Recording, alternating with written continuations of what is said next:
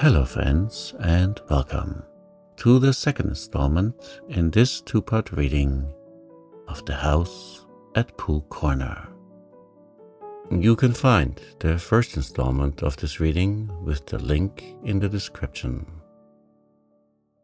It is time to unwind. Find yourself a place where you can relax. Settle into that place and take a deep breath. And let us listen to the adventures of Winnie the Pooh and his friends. Chapter 5, in which Rabbit has a busy day, and we learn what Christopher Robin does in the mornings. It was going to be one of Rabbit's busy days. As soon as he woke up, he felt important, as if everything depended upon him. It was just the day for organizing something, or for writing a notice signed Rabbit, or for seeing what everybody else thought about it. It was a perfect morning for hurrying around to Pooh and saying, "Very well then, I'll tell Piglet." And then going to Piglet and saying, "Pooh thinks, but perhaps I better see Owl first." It was a captainish sort of day, when everybody said, "Yes, Rabbit," and "No, Rabbit," and waited until he had told them.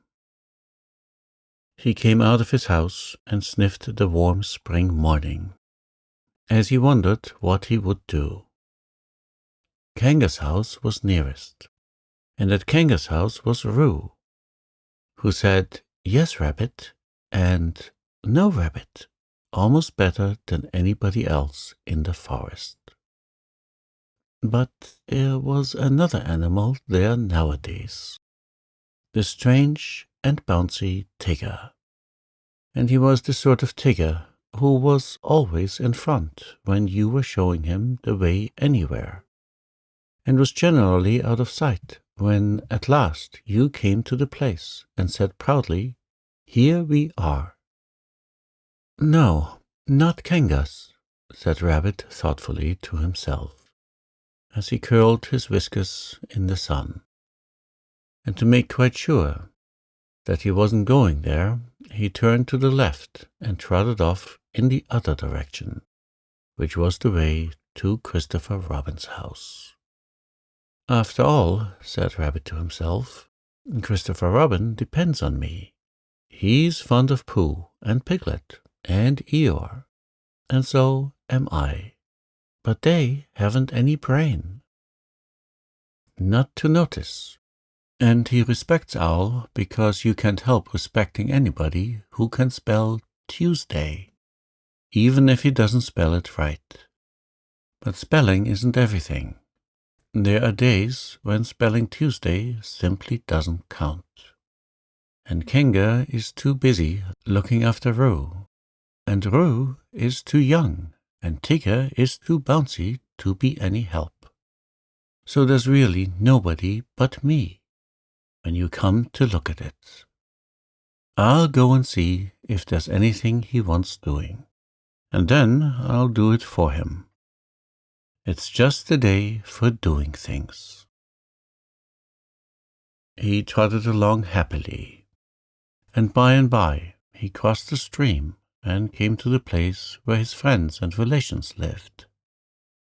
There seemed to be even more of them about than usual this morning, and having nodded to a hedgehog or two, with whom he was too busy to shake hands, and having said, "Good morning, good morning," importantly to some of the others, and "Ah, there you are," kindly to the smaller ones, he waved a paw at them over his shoulder, and was gone, leaving such an air of excitement, and I don't know what, behind him, that several members of the beetle family, including Henry Rush, made their way at once to the 100-acre wood and began climbing trees in the hope of getting to the top before it happened, whatever it was, so that they might see it properly.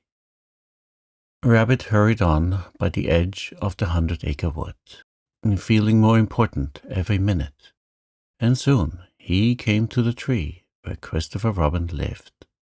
He knocked at the door, and he called out once or twice, and then he walked back a little way and put his paw up to keep the sun out, and called to the top of the tree, and then he turned all round and shouted, "Hello!" and "I say, it's Rabbit!" But nothing happened. Then he stopped and listened, and everything stopped and listened with him, and the forest was very lone and still and peaceful in the sunshine, until suddenly, 100 miles above him, a lark began to sing. "Bother," said Rabbit, "he's gone out." He went back to the green front door, just to make sure, and he was turning away, a feeling that his morning had got all spoilt, when he saw a piece of paper on the ground, and there was a pin in it, as if it had fallen off the door. "Ha!" said Rabbit, feeling quite happy again. "Another notice." This is what it said. "Gone out, back sun, busy, back sun, CR." "Ha!" said Rabbit again. "I must tell the others." And he hurried off importantly. The nearest house was Owl's, and to Owl's house in the 100-acre wood he made his way. He came to Owl's door, and he knocked, and he rang, and he rang, and he knocked, and at last Owl's head came out and said, "Go away, I'm thinking." "Oh, it's you," which was how he always began. "Owl," said Rabbit shortly, "you and I have brains, the others have fluff. If there's any thinking to be done in this forest, and when I say thinking, I mean thinking, you and I must do it." "Yes," said Owl, "I was." "Read that." Owl took Christopher Robin's notice from Rabbit and looked at it nervously. He could spell his own name, WOL, and he could spell Tuesday so that you knew it wasn't Wednesday, and he could read quite comfortably when you weren't looking over his shoulders and saying, "Well?" all the time, and he could— "Well?" said Rabbit. "Yes," said Owl, looking wise and thoughtful. "I see what you mean. Undoubtedly." "Well?" "Exactly," said Owl. "Precisely." And he added, after a little thought, "If you had not come to me, I should have come to you." "Why?" asked Rabbit. "For that very reason," said Owl, hoping that something helpful would happen soon. "Yesterday morning," said Rabbit solemnly, "I went to see Christopher Robin. He was out. Pinned on his door was a notice. The same notice, a different one, but the meaning was the same. It's very odd." "Amazing," said Owl, looking at the notice again and again, just for a moment, a curious sort of feeling that something had happened to Christopher Robin's back. "What did you do?" "Nothing." "The best thing," said Owl wisely. "Well?" said Rabbit again, as Owl knew he was going to. "Exactly," said Owl. For a little while he couldn't think of anything more, and then, all of a sudden, he had an idea. "Tell me, Rabbit," he said, "the exact words of the first notice. This is very important, Everything depends on this.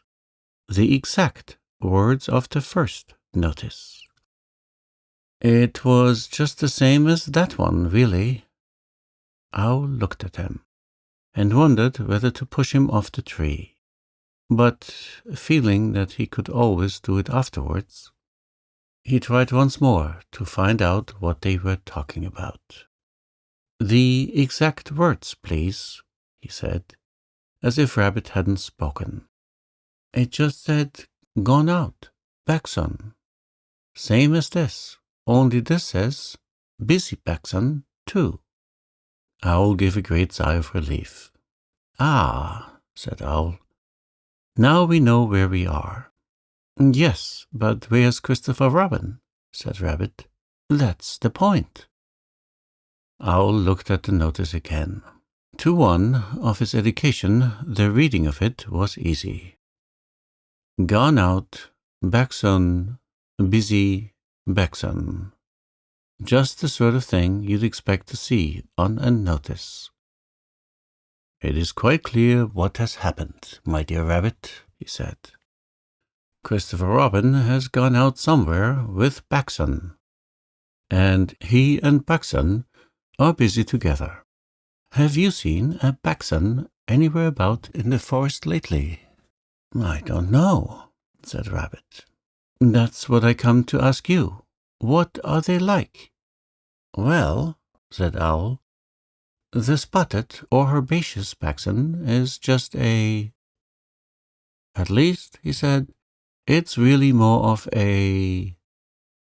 Of course," he said, "it depends on the... Well," said Owl, "the fact is," he said, "I don't know what they are like," said Owl frankly. "Thank you," said Rabbit, and he hurried off to see Pooh.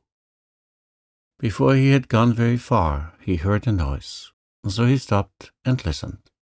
This was the noise. Noise by Pooh. "Oh, the butterflies are flying.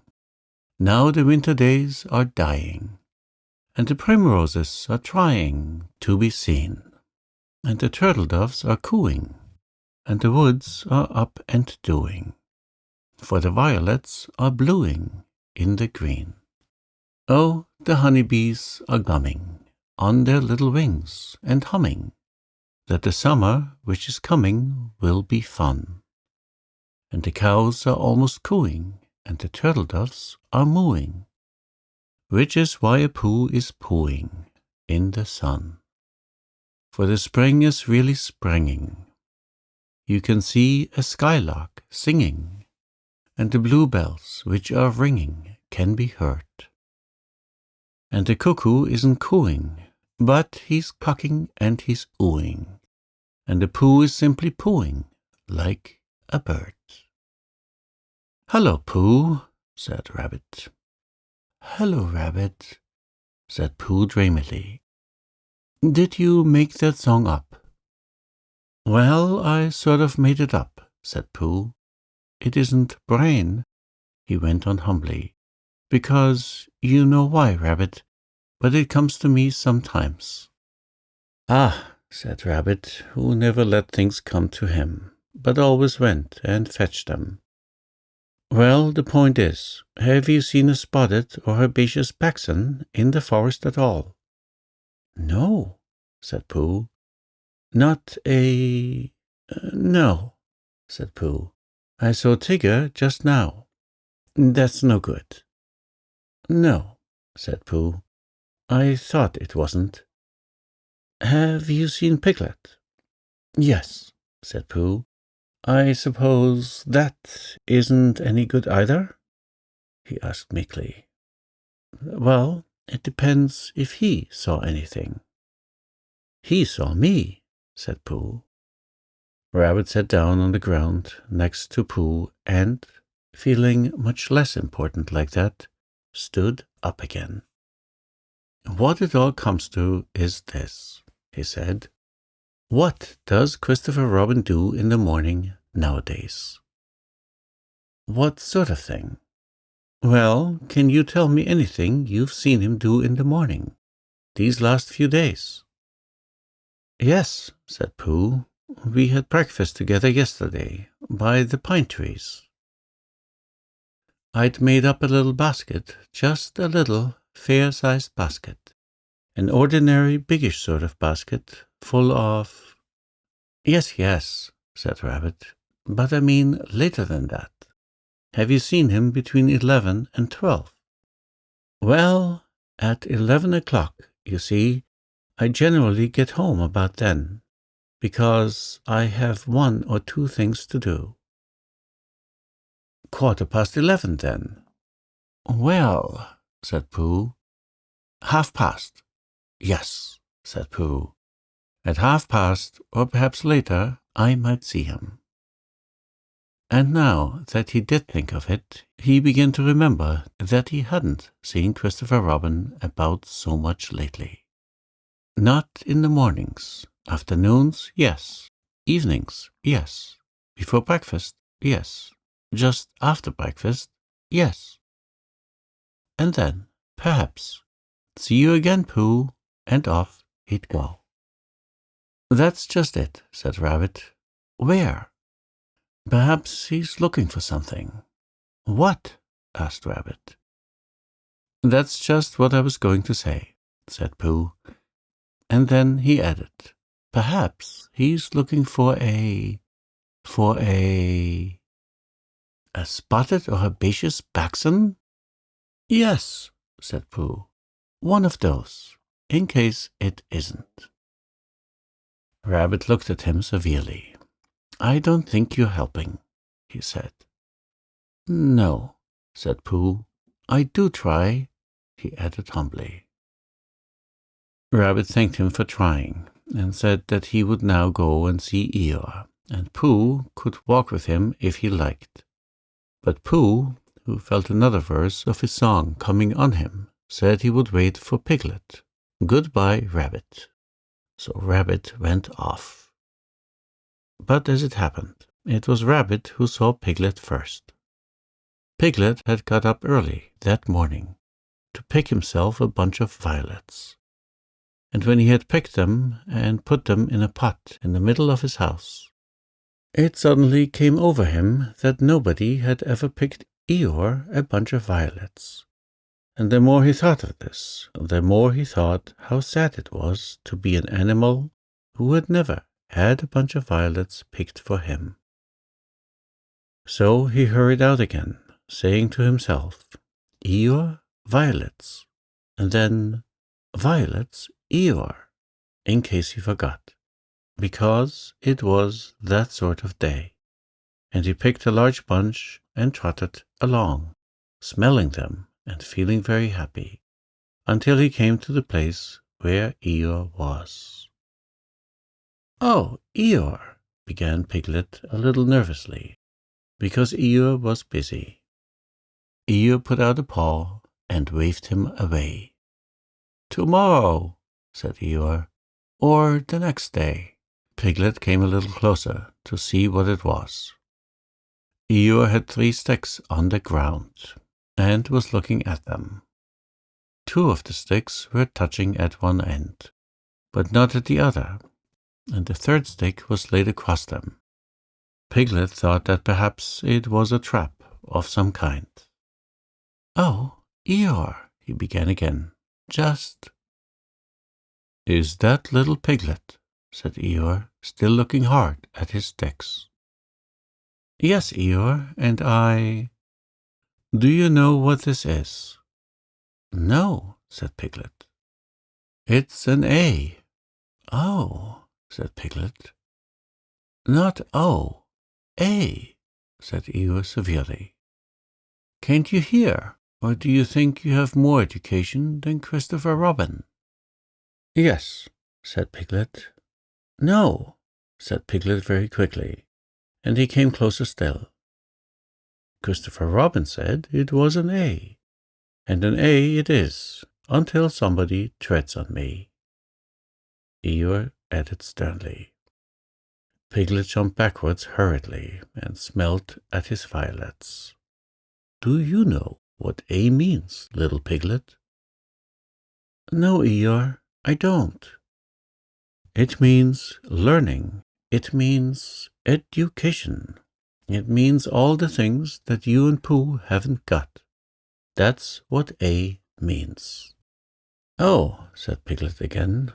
I mean, does it? He explained quickly.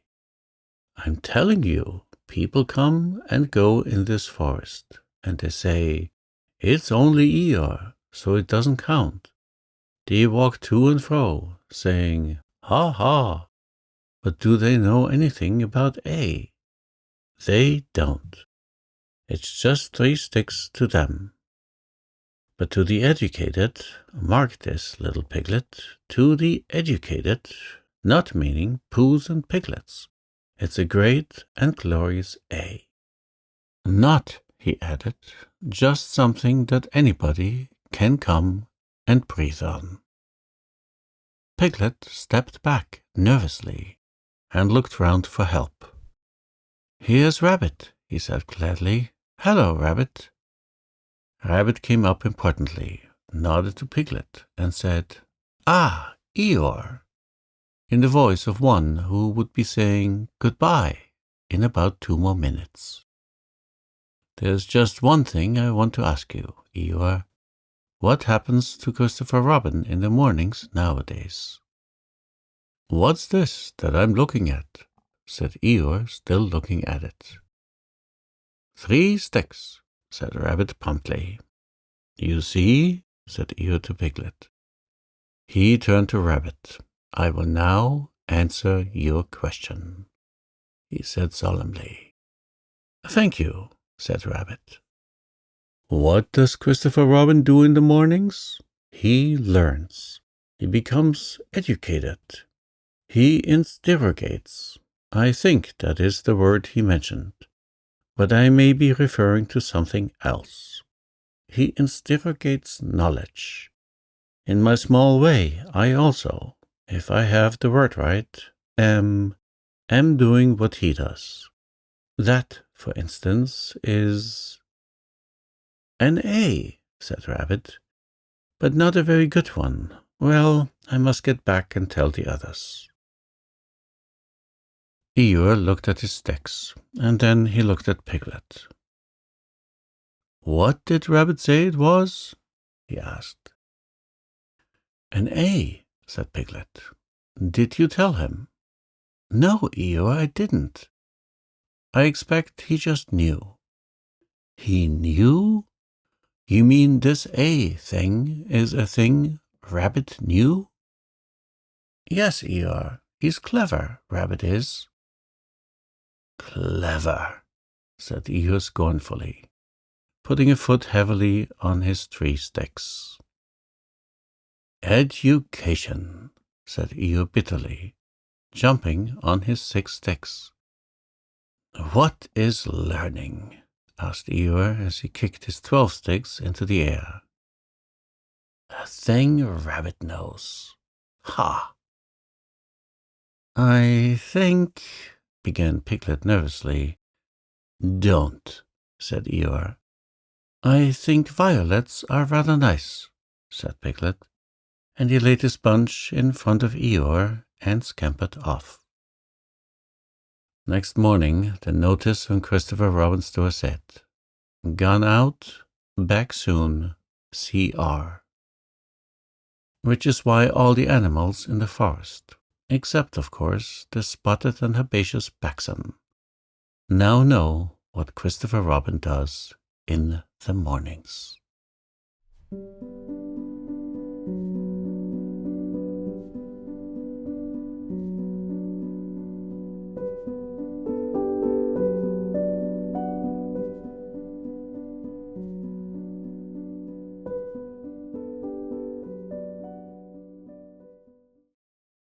Chapter 6, in which Pooh investigates a new game and Eeyore joins in.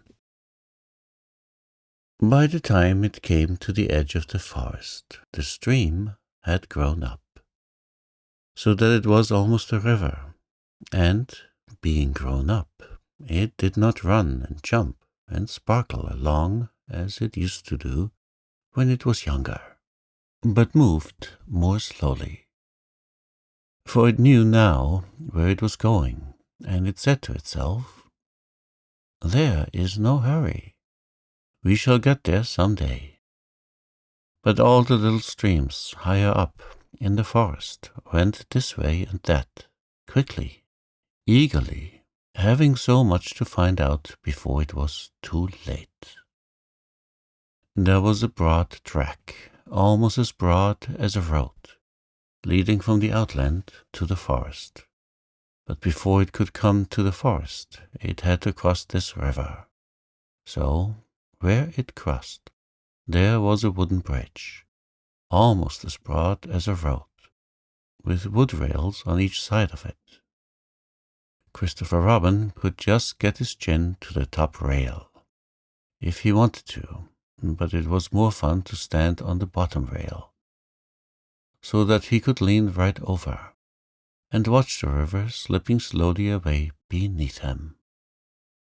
Pooh could get his chin onto the bottom rail if he wanted to, but it was more fun to lie down and get his head under it and watch the river slipping slowly away beneath him. And this was the only way in which Piglet and Roo could watch the river at all, because they were too small to reach the bottom rail. So they would lie down and watch it, and it slipped away very slowly, being in no hurry to get there. One day, when Pooh was walking towards this bridge, he was trying to make up a piece of poetry about fir cones, because there they were, lying about on each side of him, and he felt singy. So he picked up a fir cone and looked at it, and said to himself, "This is a very good fir cone, and something ought to rhyme to it." But he couldn't think of anything, and then this came into his head suddenly. "Here is a mystery about a little fir tree. Owl says it's his tree, and Kanga says it's her tree." "Which doesn't make sense," said Pooh, "because Kanga doesn't live in a tree." He had just come to the bridge, and not looking where he was going, he tripped over something, and the fir cone jerked out of his paw into the river. "Bother," said Pooh, as it floated slowly under the bridge, and he went back to get another fir cone which had a rhyme to it. But then he thought that he would just look at the river instead, because it was a peaceful sort of day. So he lay down and looked at it, and it slipped slowly away beneath him, and suddenly there was his fir cone slipping away too. "That's funny," said Pooh. "I dropped it on the other side," said Pooh, "and it came out on this side. I wonder if it would do it again." And he went back for some more fir cones.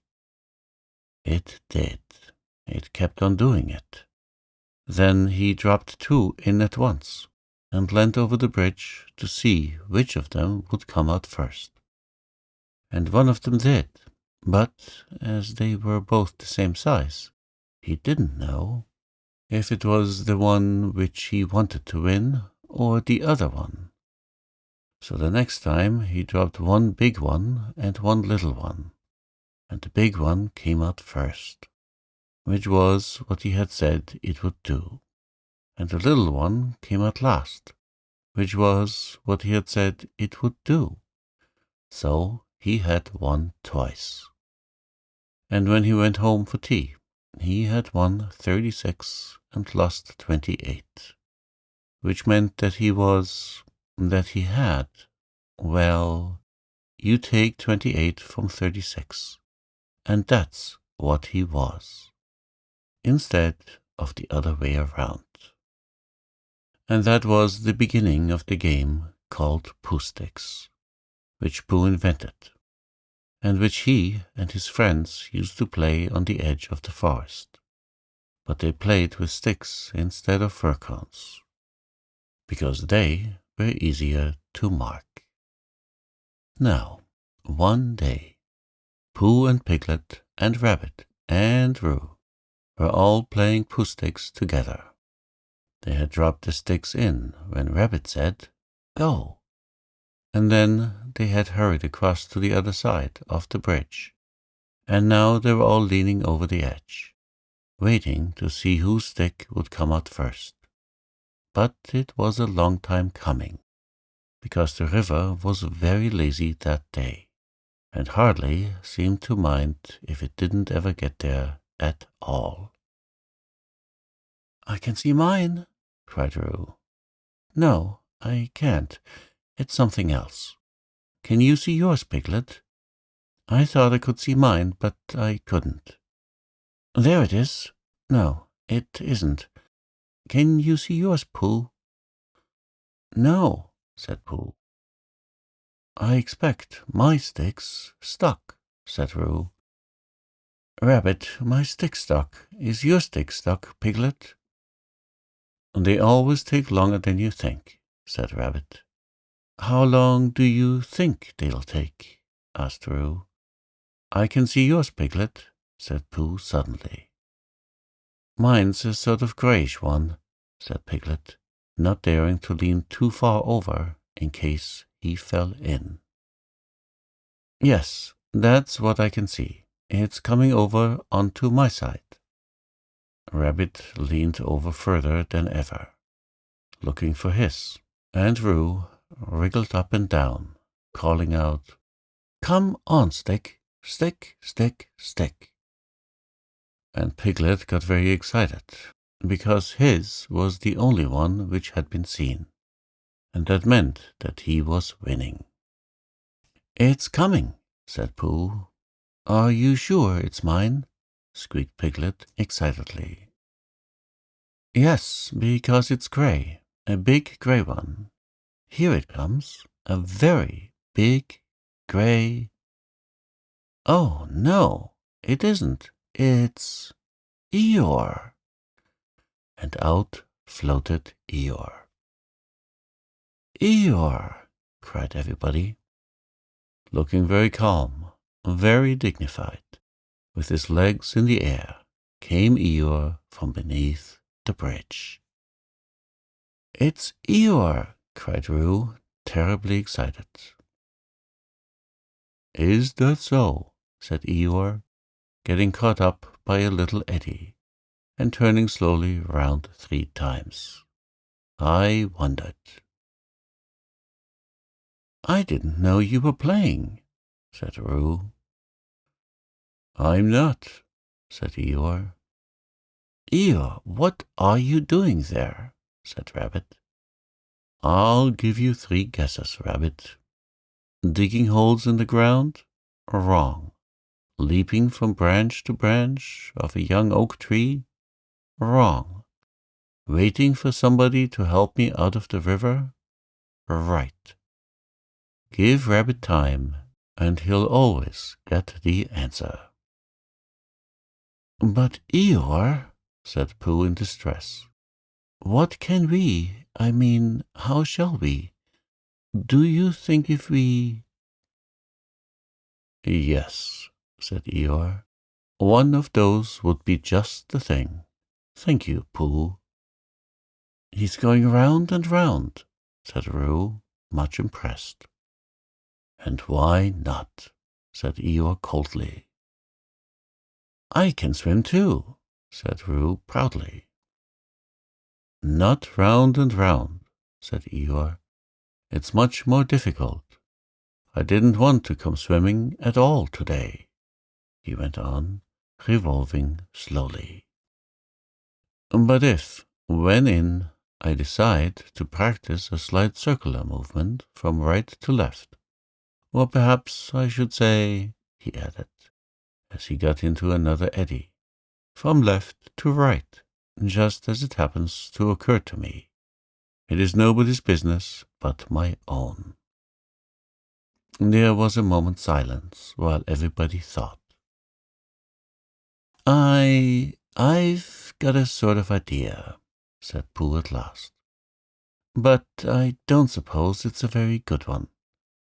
"I don't suppose it is either," said Eeyore. "Go on, Pooh," said Rabbit. "Let's have it." "Well, if we all threw stones and things into the river on one side of Eeyore, the stones would make waves, and the waves would wash him to the other side." "That's a very good idea," said Rabbit, and Pooh looked happy again. "Very," said Eeyore. "When I want to be washed, Pooh, I'll let you know." "Supposing we hit him by mistake," said Piglet anxiously. "Or supposing you missed him by mistake," said Eeyore. "Think of all the possibilities, Piglet, before you settle down to enjoy yourself." But Pooh had got the biggest stone he could carry, and was leaning over the bridge, holding it in his paws. "I'm not throwing it, I'm dropping it, Eeyore," he explained. "And then I can't miss. I mean, I can't hit you. Could you stop turning round for a moment? Because it muddles me rather." "No," said Eeyore. "I like turning round." Rabbit began to feel that it was time he took command. "Now, Pooh," he said, "when I say now, you can drop it. Eeyore, when I say now, Pooh will drop his stone." "Thank you very much, Rabbit, but I expect I shall know." "Are you ready, Pooh? Piglet, give Pooh a little more room. Get back a bit there, Roo. Are you ready?" "No," said Eeyore. "Now," said Rabbit. Pooh dropped his stone. There was a loud splash, and Eeyore disappeared. It was an anxious moment for the watchers on the bridge. They looked, and even the sight of Piglet's stick coming out a little in front of Rabbit's didn't cheer them up as much as you would have expected. And then, just as Pooh was beginning to think that he must have chosen the wrong stone, or the wrong river, or the wrong day for his idea, something gray showed for a moment by the river bank, and it got slowly bigger and bigger, and at last it was Eeyore coming out. With a shout they rushed off the bridge, and pushed and pulled at him, and soon he was standing among them again on dry land. "Oh, Eeyore, you are wet," said Piglet, feeling him. Eeyore shook himself and asked somebody to explain to Piglet what happened when you had been inside a river for quite a long time. "Well done, Pooh," said Rabbit kindly. "That was a good idea of yours." "What was?" asked Eeyore. "Hooshing you to the bank like that." "Hooshing me?" said Eeyore in surprise. "Hooshing me? You didn't think I was hooshed, did you? I dived. Pooh dropped a large stone on me, and so as not to be struck heavily on the chest, I dived and swam to the bank."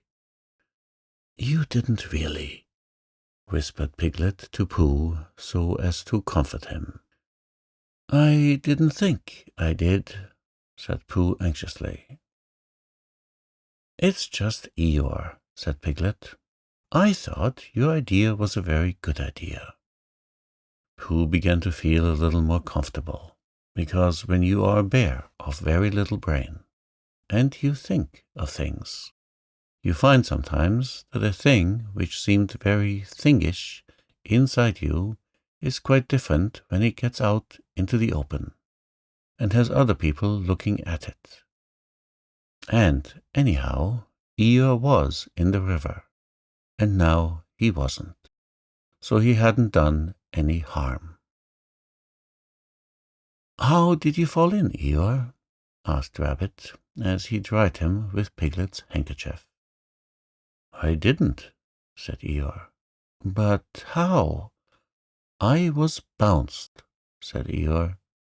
Ooh, said Roo excitedly. Did somebody push you? Somebody bounced me. I was just thinking by the side of the river, thinking if any of you know what that means. When I received a loud bounce. Oh, Eeyore, said everybody. Are you sure you didn't slip? Asked Rabbit wisely. Of course I slipped. If you're standing on a slippery bank of a river and somebody bounces you loudly from behind, you slip. What did you think I did? But who did it? Asked Roo. Eeyore didn't answer. I expect it was a Tigger, said Piglet nervously. But Eeyore, said Pooh, was it a joke or an accident? I mean... I didn't stop to ask, Pooh. Even at the very bottom of the river, I didn't stop to say to myself, is this a hearty joke, or is it the merest accident? I just floated to the surface and said to myself, it's wet, if you know what I mean. And where was Tigger? Asked Rabbit. Before Eeyore could answer, there was a loud noise behind them, and through the hedge came Tigger himself. Hello, everybody, said Tigger cheerfully. Hello, Tigger, said Roo. Rabbit became very important suddenly. Tigger, he said solemnly, what happened just now? Just when? Said Tigger a little uncomfortably. When you bounced Eeyore into the river. I didn't bounce him. He bounced me, said Eeyore gruffly. I didn't really. I had a cough, and I happened to be behind Eeyore, and I said, grrrrup, pa-ch-ch-ch-ch-ch-ch. Why? Said Rabbit, helping Piglet up and dusting him. It's all right, Piglet. It took me by surprise, said Piglet nervously. That's what I call bouncing, said Eeyore. Taking people by surprise. Very unpleasant habit. I don't mind Tigger being in the forest, he went on, because it's a large forest, and there's plenty of room to bounce in it. But I don't see why he should come into my little corner of it and bounce there. It isn't as if there was anything very wonderful about my little corner. Of course, for people who like cold, wet, ugly bits, it is something rather special. But otherwise, it's just a corner. And if anybody else feels bouncy... I didn't bounce, I coughed, said Tigger crossly. Bouncy or coffee, it's all the same at the bottom of the river. Well, said Rabbit, all I can say is, well, here's Christopher Robin, so he can say it. Christopher Robin came down from the forest to the bridge, feeling all sunny and careless, and just as if twice 19 didn't matter a bit, as it didn't on such a happy afternoon. And he thought that if he stood on the bottom rail of the bridge and leaned over and watched the river slipping slowly away beneath him, then he would suddenly know everything that there was to be known, and he would be able to tell Pooh, who wasn't quite sure about some of it. But when he got to the bridge and saw all the animals there, then he knew that it wasn't that kind of afternoon, but the other kind, when you wanted to do something. It's like this, Christopher Robin, began Rabbit. Tigger... No, I didn't, said Tigger. Well, anyhow, there I was, said Eeyore. But I don't think he meant to, said Pooh. He just is bouncy, said Piglet, and he can't help it. Try bouncing me, Tigger, said Roo eagerly. Eeyore, Tigger's going to try me. Piglet, do you think? Yes, yes, said Rabbit. We don't all want to speak at once. The point is, what does Christopher Robin think about it? All I did was I coughed, said Tigger. He bounced, said Eeyore. Well, I sort of boffed, said Tigger. Hush, said Rabbit, holding up his paw. What does Christopher Robin think about it all? That's the point. Well, said Christopher Robin, not quite sure what it was all about. I think. Yes, said everybody. I think we all ought to play Pooh Sticks. So they did. And Eeyore, who had never played it before, won more times than anybody else. And Roo fell in twice, the first time by accident, and the second time on purpose, because he suddenly saw Kenga coming from the forest, and he knew he'd have to go to bed anyhow.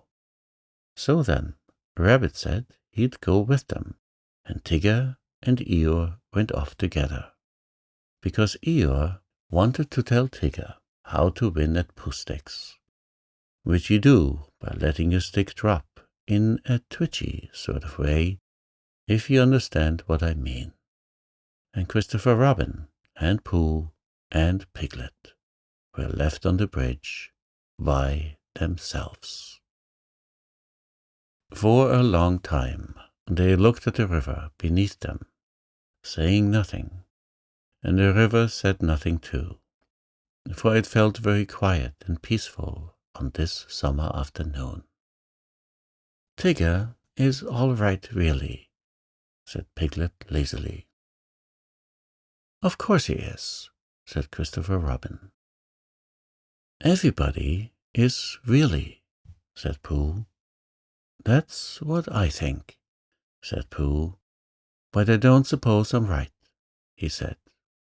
Of course you are, said Christopher Robin.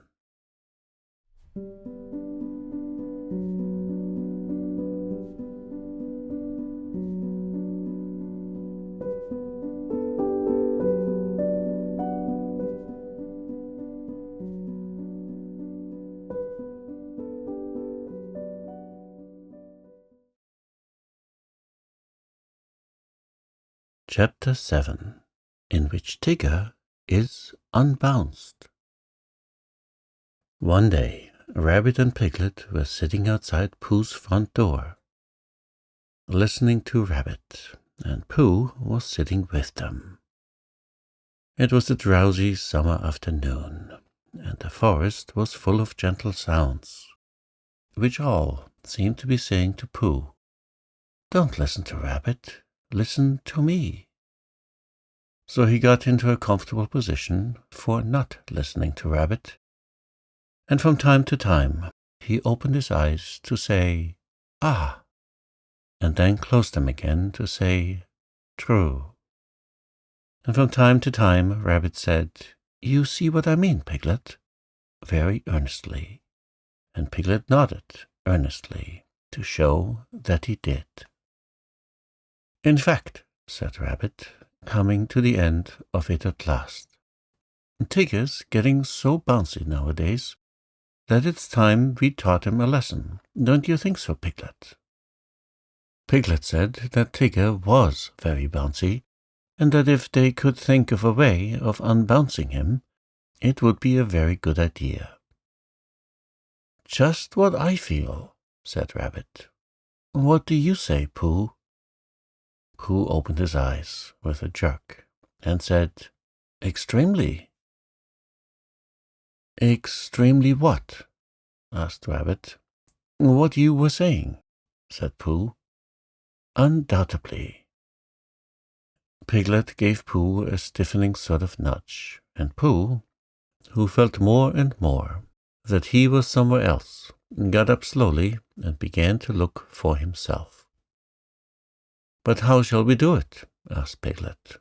"What sort of lesson, Rabbit?" "That's the point," said Rabbit. The word lesson came back to Pooh as one he had heard before somewhere. "There's a thing called twice times," he said. "Christopher Robin tried to teach it to me once, but it didn't." "What didn't?" said Rabbit. "Didn't what?" said Piglet. Pooh shook his head. "I don't know," he said. "It just didn't. What are we talking about?" "Pooh," said Piglet reproachfully, "haven't you been listening to what Rabbit was saying?" "I listened, but I had a small piece of fluff in my ear. Could you say it again, please, Rabbit?" Rabbit never minded saying things again, so he asked where he should begin from. And when Pooh had said from the moment when the fluff got in his ear, and Rabbit had asked when that was, and Pooh had said he didn't know because he hadn't heard properly, Piglet settled it all by saying that what they were trying to do was, they were just trying to think of a way to get the bounces out of Tigger, because however much you liked him, you couldn't deny it, he did bounce. "Oh, I see," said Pooh. "There's too much of him," said Rabbit. "That's what it comes to." Pooh tried to think, and all he could think of was something which didn't help at all. So he hummed it very quietly to himself. "If Rabbit was bigger and fatter and stronger, or bigger than Tigger, if Tigger was smaller, then Tigger's bad habit of bouncing at Rabbit wouldn't matter no longer if Rabbit was taller." "What was Pooh saying?" asked Rabbit. "Any good?" "No," said Pooh sadly. "No good." "Well, I've got an idea," said Rabbit. "And here it is. We take Tigger for a long explore, somewhere where he's never been, and we lose him there, and next morning we find him again, and, mark my words, he'll be a different Tigger altogether." "Why?" said Pooh. "Because he'll be a humble Tigger. Because he'll be a sad Tigger, a melancholy Tigger, a small and sorry Tigger. And oh, Rabbit, I am glad to see you, Tigger. That's why." "Will he be glad to see me and Piglet too?" "Of course." "That's good," said Pooh. "I should hate him to go on being sad," said Piglet doubtfully. "Tiggers never go on being sad," explained Rabbit. "They get over it with astonishing rapidity. I asked Owl just to make sure, and he said that that's what they always get over it with. But if we can make Tigger feel small and sad just for 5 minutes, we shall have done a good deed." "Would Christopher Robin think so?" asked Piglet. "Yes," said Rabbit. "He'd say you've done a good deed, Piglet. I would have done it myself, only I happened to be doing something else. Thank you, Piglet." And Pooh, of course. Piglet felt very glad about this. And he saw at once that what they were going to do to Tigger was a good thing to do. And as Pooh and Rabbit were doing it with him, it was a thing which even a very small animal could wake up in the morning and be comfortable about doing. So the only question was, where should they lose Tigger? "We'll take him to the North Pole," said Rabbit, "because it was a very long explore finding it, so it will be a very long explore for Tigger unfinding it again." It was now Pooh's turn to feel very glad, because it was he who had first found the North Pole, and when they got there, Tigger would see a notice which said, "Discovered by Pooh. Pooh found it." And then Tigger would know, which perhaps he didn't know, the sort of bear Pooh was. that sort of bear. So it was arranged that they should start next morning, and that Rabbit, who lived near Kanga and Roo and Tigger, should now go home and ask Tigger what he was doing tomorrow. Because if he wasn't doing anything, what about coming for an explore and getting Pooh and Piglet to come too? And if Tigger said yes, that would be all right, and if he said no, he won't, said Rabbit. Leave it to me. And he went off busily. The next day was quite a different day. Instead of being hot and sunny, it was cold and misty. Pooh didn't mind for himself, but when he thought of all the honey the bees wouldn't be making, a cold and misty day always made him feel sorry for them. He said so to Piglet when Piglet came to fetch him. And Piglet said that he wasn't thinking of that so much, but of how cold and miserable it would be being lost all day and night on the top of the forest. But when he and Pooh had got to Rabbit's house, Rabbit said it was just the day for them, because Tigger always bounced on ahead of everybody, and as soon as he got out of sight, they would hurry away in the other direction, and he would never see them again. Not never, said Piglet. Well, not until we find him again, Piglet. Tomorrow, or whenever it is. Come on. He's waiting for us. When they got to Kanga's house, they found that Roo was waiting too, being a great friend of Tigger's, which made it awkward. But Rabbit whispered, "Leave this to me," behind his paw to Pooh, and went up to Kanga. "I don't think Roo had better come," he said. "Not today." "Why not?" said Roo, who wasn't supposed to be listening. "Nasty cold day," said Rabbit, shaking his head. "And you were coughing this morning." "How do you know?" asked Roo indignantly. "Oh, Roo, you never told me," said Kanga reproachfully. "It was a biscuit cough," said Roo, "not one you tell about." "I think not today, dear. Another day." "Tomorrow," said Roo hopefully. "We'll see," said Kanga. "You're always seeing, and nothing ever happens," said Roo sadly. "Nobody could see on a day like this, Roo," said Rabbit. "I don't expect we shall get very far, and then this afternoon Tigger, there you are. Come on. Goodbye, Roo. This afternoon Come on, Pooh. All ready? That's right. Come on." So they went. At first, Pooh and Rabbit and Piglet walked together, and Tigger ran round them in circles. And then, when the path got narrower, Rabbit, Piglet, and Pooh walked one after another, and Tigger ran round them in oblongs. And by, when the gorse got very prickly on each side of the path, Tigger ran up and down in front of them, and sometimes he bounced into Rabbit, and sometimes he didn't. And as they got higher, the mist got thicker, so that Tigger kept disappearing. And when you thought he wasn't there he was again, saying, "I say, come on." And before you could say anything, there he wasn't. Rabbit turned round and nudged Piglet. "The next time," he said, "tell Pooh." "The next time," said Piglet to Pooh. "The next what?" said Pooh to Piglet. Tigger appeared suddenly, bounced into Rabbit, and disappeared again. "Now," said Rabbit. He jumped into a hollow by the side of the path, and Pooh and Piglet jumped after him. They crouched in the bracken, listening.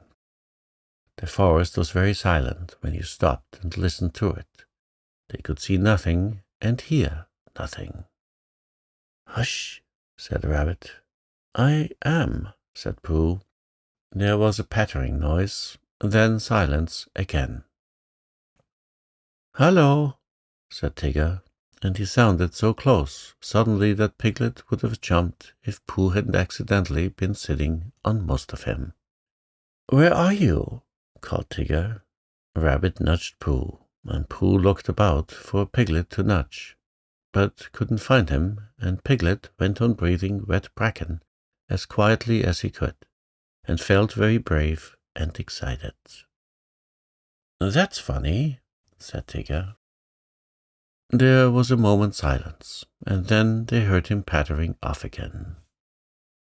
For a little longer they waited, until the forest had become so still that it almost frightened them. And then Rabbit got up and stretched himself. "Well," he whispered proudly, "there we are, just as I said." "I've been thinking," said Pooh, "and I think—" "No," said Rabbit, "don't. Run. Come on." And they all hurried off, Rabbit leading the way. "Now," said Rabbit, after they had gone a little way, "we can talk. What were you going to say, Pooh?" "Nothing much. Why are we going along here?" "Because it's the way home." "Oh," said Pooh. "I think it's more to the right," said Piglet nervously. "What do you think, Pooh?" Pooh looked at his 2 paws. He knew that one of them was the right, and he knew that when you had decided which one of them was the right, then the other one was the left, but he never could remember how to begin. "Well," he said slowly. "Come on," said Rabbit. "I know it's this way." They went on. 10 minutes later they stopped again. "It's very silly," said Rabbit, "but just for the moment of course, come on." "Here we are," said Rabbit 10 minutes later. "No, we're not." "Now," said Rabbit 10 minutes later, "I think we ought to be getting, or are we a little bit more to the right than I thought?" "It's a funny thing," said Rabbit 10 minutes later, "how everything looks the same in a mist. Have you noticed that, Pooh?" Pooh said that he had. "Lucky we know the forest so well, or we might get lost," said Rabbit half an hour later. And he gave the careless laugh which you give when you know the forest so well that you can't get lost.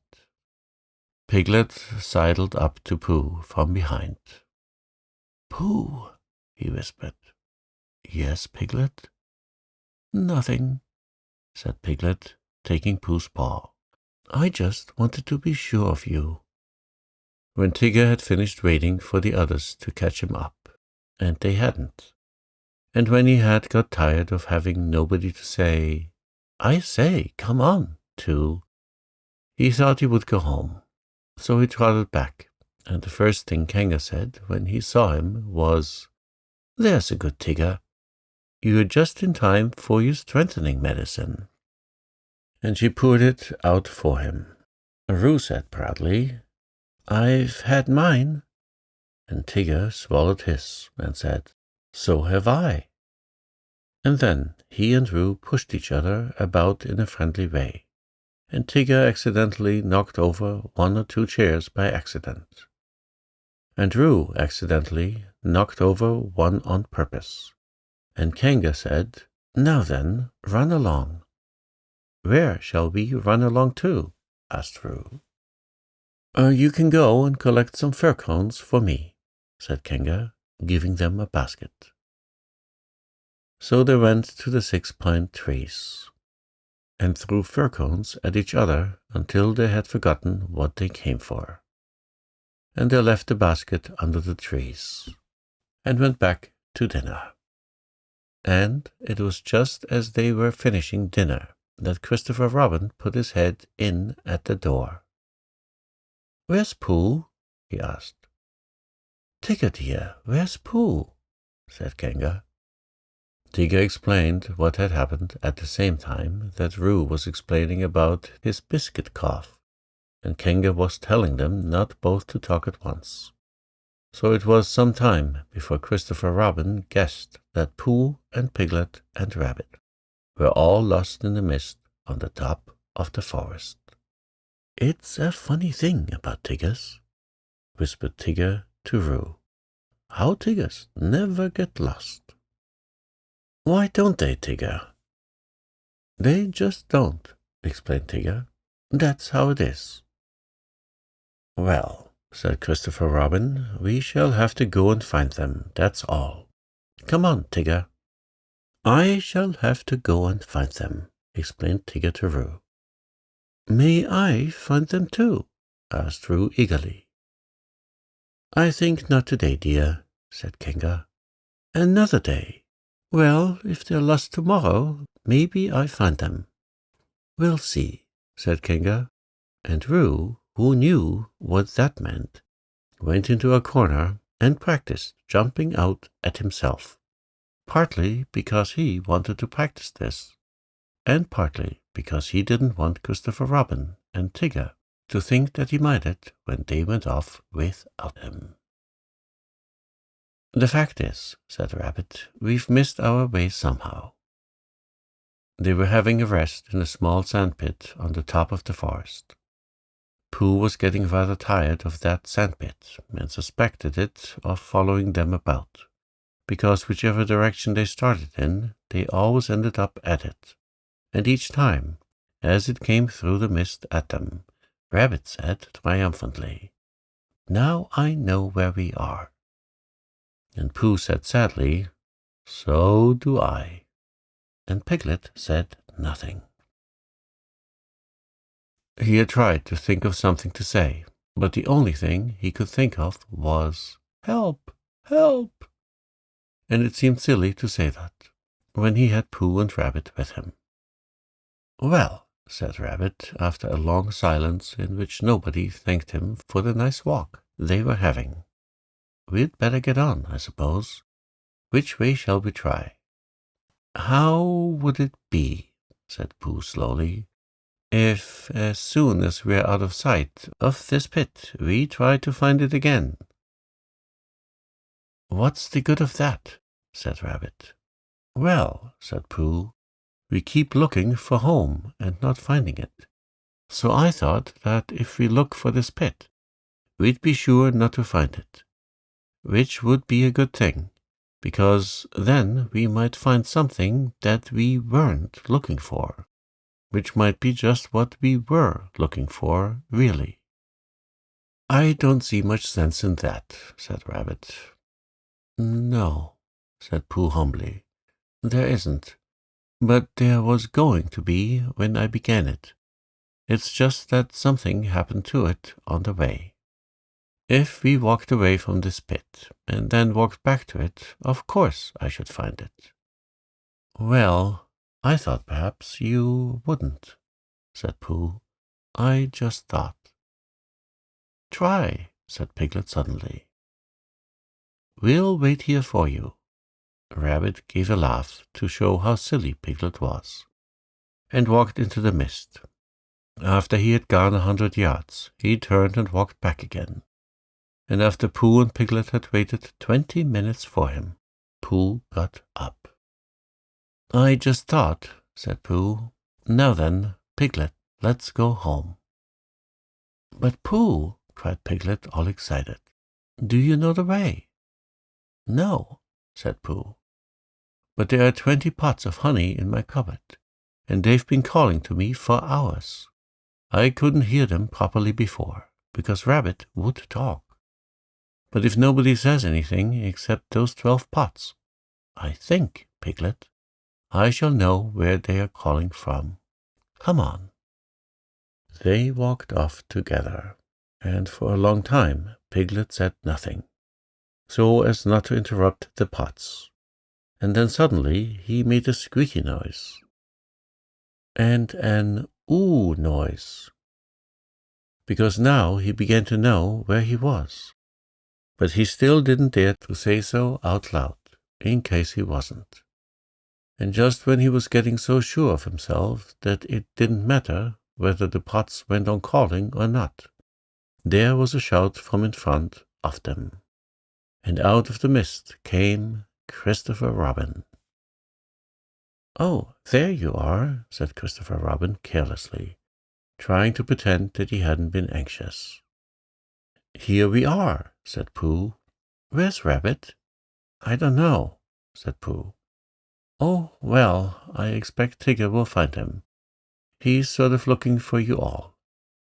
"Well," said Pooh, "I've got to go home for something, and so has Piglet, because we haven't had it yet, and—" "I'll come and watch you," said Christopher Robin. So he went home with Pooh, and watched them for quite a long time, and all the time he was watching, Tigger was tearing round the forest, making loud yapping noises for Rabbit. And at last a very small and sorry rabbit heard him, and the small and sorry rabbit rushed through the mist at the noise, and it suddenly turned into Tigger, a friendly Tigger, a grand Tigger, a large and helpful Tigger, a Tigger who bounced, if he bounced at all, in just the beautiful way a Tigger ought to bounce. "Oh, Tigger, I am glad to see you," cried Rabbit.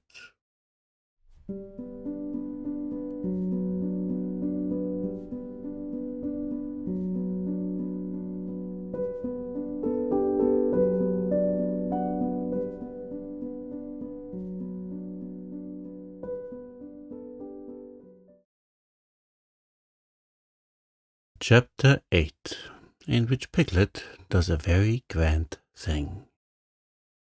Halfway between Pooh's house and Piglet's house was a thoughtful spot, where they met sometimes when they had decided to go and see each other, and as it was warm and out of the wind, they would sit down there for a little and wonder what they would do now that they had seen each other. One day, when they had decided not to do anything, Pooh made up a verse about it, so that everybody should know what the place was for. This warm and sunny spot belongs to Pooh, and here he wonders what he's going to do. Oh, bother, I forgot. It's Piglet's too. Now, one autumn morning, when the wind had blown all the leaves off the trees in the night, and was trying to blow the branches off, Pooh and Piglet were sitting in the thoughtful spot and wondering. "What I think," said Pooh, "is I think we'll go to Pooh Corner and see Eeyore, because perhaps his house has been blown down, and perhaps he'd like us to build it again." "What I think," said Piglet, "is I think we'll go and see Christopher Robin, only he won't be there, so we can't." "Let's go and see everybody," said Pooh, "because when you've been walking in the wind for miles, and you suddenly go into somebody's house, and he says, 'Hallo, Pooh, you're just in time for a little smackerel of something,' and you are, then it's what I call a friendly day." Piglet thought that they ought to have a reason for going to see everybody, like looking for Small or organizing an expedition, if Pooh could think of something. Pooh could. "Well, we'll go because it's Thursday," he said, "and we'll go to wish everybody a very happy Thursday. Come on, Piglet." They got up, and when Piglet had sat down again, because he didn't know the wind was so strong, and had been helped up by Pooh, they started off. They went to Pooh's house first, and luckily Pooh was at home just as they got there, so he asked them in. And they had some, and they went on to Kanga's house, holding on to each other, and shouting, "Isn't it?" and "What?" and "I can't hear." By the time they got to Kanga's house, they were so buffeted that they stayed to lunch, Just at first it seemed rather cold outside afterwards, so they pushed on to Rabbit's as quickly as they could. "We've come to wish you a very happy Thursday," said Pooh, when he had gone in and out once or twice, just to make sure that he could get out again. "Why, what's going to happen on Thursdays?" asked Rabbit. And when Pooh had explained, and Rabbit, whose life was made up of important things, said, "Oh, I thought you'd really come about something," they sat down for a little, and by, Pooh and Piglet went on again. The wind was behind them now, so they didn't have to shout. "Rabbit's clever," said Pooh thoughtfully. "Yes," said Piglet, "Rabbit's clever." "And he has brain." "Yes," said Piglet, "Rabbit has brain."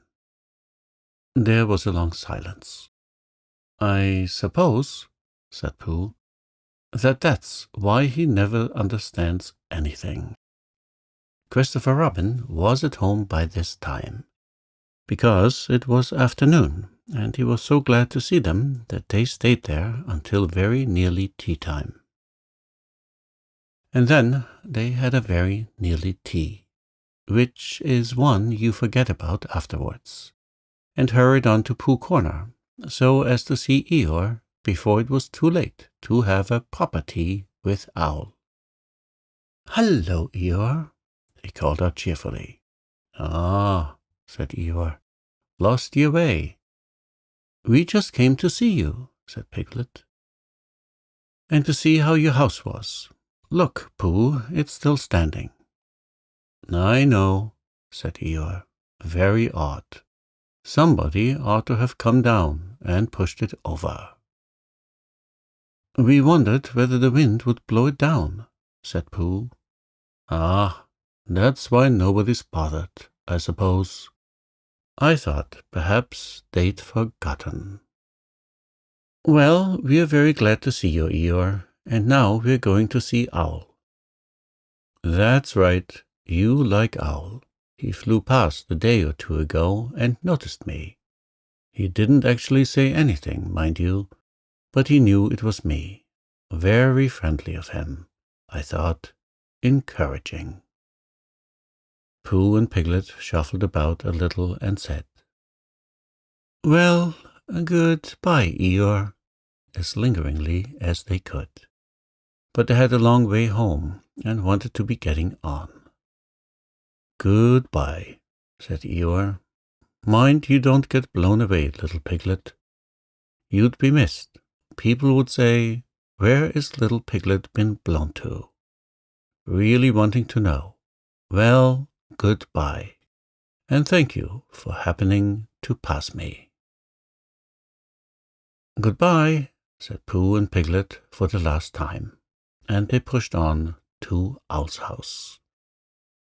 The wind was against them now, and Piglet's ears streamed behind him like banners as he fought his way along, and it seemed hours before he could get them into the shelter of the 100-acre wood, and they stood up straight again, to listen a little nervously to the roaring of the gale among the treetops. "Supposing a tree fell down, Pooh, when we were underneath it?"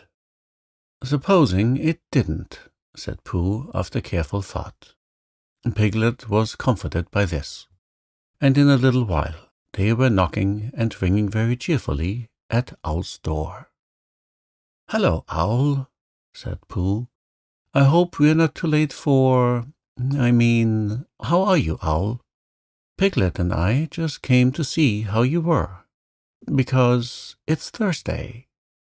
"Sit down, Pooh. Sit down, Piglet," said Owl kindly. "Make yourselves comfortable."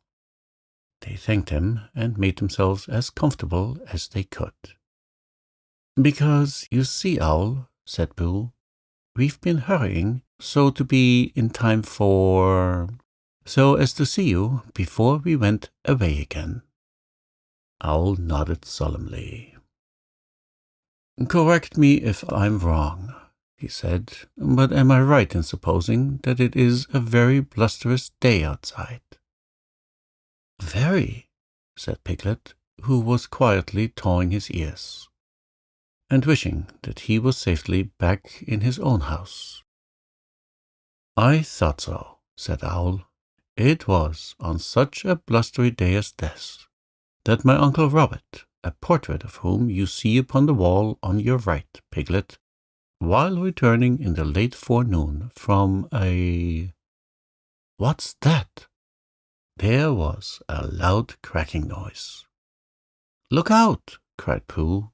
"Mind the clock! Out of the way, Piglet! Piglet, I'm falling on you!" "Help!" cried Piglet.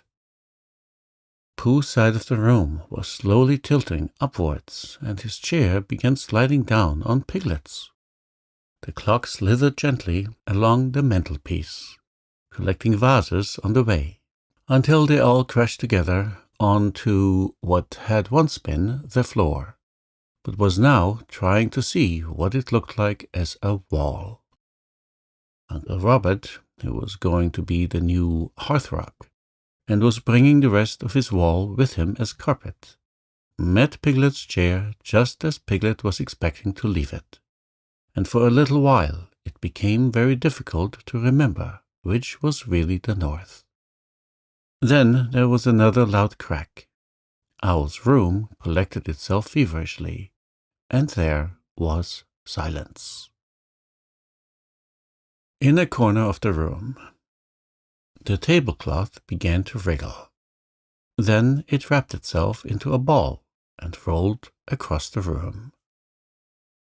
Then it jumped up and down once or twice, and put out 2 ears. It rolled across the room again, and unwound itself. "Pooh," said Piglet nervously. "Yes," said one of the chairs. "Where are we?" "I'm not quite sure," said the chair. Are we in Owl's house?" "I think so, because we were just going to have tea, and we hadn't had it." "Oh," said Piglet. "Well, did Owl always have a letterbox in his ceiling?" "Has he?" "Yes, look." "I can't," said Pooh. "I'm face downwards under something, and that, Piglet, is a very bad position for looking at ceilings." "Well, he has, Pooh." "Perhaps he's changed it," said Pooh. "Just for a change." There was a disturbance behind the table in the other corner of the room, and Owl was with them again. "Ah, Piglet," said Owl, looking very much annoyed. "Where's Pooh?" "I'm not quite sure," said Pooh. Owl turned at his voice and frowned at as much of Pooh as he could see. "Pooh," said Owl severely, "did you do that?" "No," said Pooh humbly. "I don't think so." "Then who did?" "I think it was the wind," said Piglet. "I think your house has blown down." "Oh, is that it? I thought it was Pooh." "No," said Pooh. "If it was the wind," said Owl, considering the matter, "then it wasn't Pooh's fault. No blame can be attached to him." With these kind words, he flew up to look at his new ceiling. "Piglet," called Pooh in a loud whisper. Piglet leaned down to him. "Yes, Pooh." "What did he say was attached to me?" "He said he didn't blame you." "Oh, I thought he meant— Oh, I see." "Owl," said Piglet, "come down and help Pooh." Owl, who was admiring his letterbox, flew down again. Together they pushed and pulled at the armchair, and in a little while Pooh came out from underneath, and was able to look round him again. "Well," said Owl, "this is a nice state of things." "What are we going to do, Pooh? Can you think of anything?" asked Piglet. "Well, I had just thought of something," said Pooh. "It was just a little thing I thought of." And he began to sing. "I lay on my chest, and I thought it best to pretend I was having an evening rest. I lay on my tum, and I tried to hum, but nothing particular seemed to come. My face was flat, on the floor, and that is all very well for an acrobat, but it doesn't seem fair to a friendly bear to stiffen him out with a basket chair. And a sort of squaws, which grows and grows, is not too nice for his poor old nose. And a sort of squatch is much too much for his neck and his mouth and his ears and such." "That was all," said Pooh. Owl coughed in an unadmiring sort of way, and said that if Pooh was sure that was all, they could now give their minds to the problem of escape. "Because," said Owl, "we can't go out by what used to be the front door. Something's fallen on it." "But how else can you go out?" asked Piglet anxiously. "That is the problem, Piglet, to which I am asking Pooh to give his mind." Pooh sat on the floor, which had once been a wall, and gazed up at the ceiling, which had once been another wall, with a front door in it, which had once been a front door, and tried to give his mind to it. "Could you fly up to the letterbox with Piglet on your back?" he asked. "No," said Piglet quickly, "he couldn't." Owl explained about the necessary dorsal muscles. He had explained this to Pooh and Christopher Robin once before, and had been waiting ever since for a chance to do it again, because it is a thing which you can easily explain twice before anybody knows what you are talking about. "Because you see, Owl, if we could get Piglet into the letterbox, he might squeeze through the place where the letters come, and climb down the tree, and run for help." Piglet said hurriedly that he had been getting bigger lately, and couldn't possibly, much as he would like to. And Owl said that he had had his letterbox made bigger lately, in case he got bigger letters, so perhaps Piglet might. And Piglet said, "But you said the necessary you-know-whats wouldn't." And Owl said, "No, they won't, so it's no good thinking about it." And Piglet said, "Then we'd better think of something else," and began to at once. But Pooh's mind had gone back to the day when he had saved Piglet from the flood, and everybody had admired him so much. And as that didn't often happen, he thought he would like it to happen again. And suddenly, just as it had come before, an idea came to him. "Owl," said Pooh, "I have thought of something." "Astute and helpful bear," said Owl. Pooh looked proud at being called a stout and helpful bear, and said modestly that he just happened to think of it. "You tied a piece of string to Piglet, and you flew up to the letterbox with the other end in your beak, and you pushed it through the wire, and brought it down to the floor. And you and Pooh pulled hard at this end, and Piglet went slowly up at the other end. And there you were." "And there Piglet is," said Owl, "if the string doesn't break." "Supposing it does?" asked Piglet, wanting to know. "Then we try another piece of string." This was not very comforting to Piglet, because however many pieces of string they tried pulling up with, it would always be the same, him coming down. But still, it did seem the only thing to do. So with one last look back in his mind at all the happy hours he had spent in the forest, not being pulled up to the ceiling by a piece of string, Piglet nodded bravely at Pooh, and said that it was a very clever pop, pop, pop, clever pop, pop plan. "It won't break," whispered Pooh comfortingly, because you're a small animal, and I'll stand underneath, and if you save us all, it will be a very grand thing to talk about afterwards. And perhaps I'll make up a song, and people will say, it was so grand what Piglet did that a respectful Pooh song was made about it. Piglet felt much better after this, and when everything was ready, and he found himself slowly going up to the ceiling, he was so proud that he would have called out, "Look at me!" if he hadn't been afraid that Pooh and Owl would let go of their end of the string and look at him. "Up we go," said Pooh cheerfully. "The ascent is proceeding as expected," said Owl helpfully. Soon it was over. Piglet opened the letterbox and climbed in.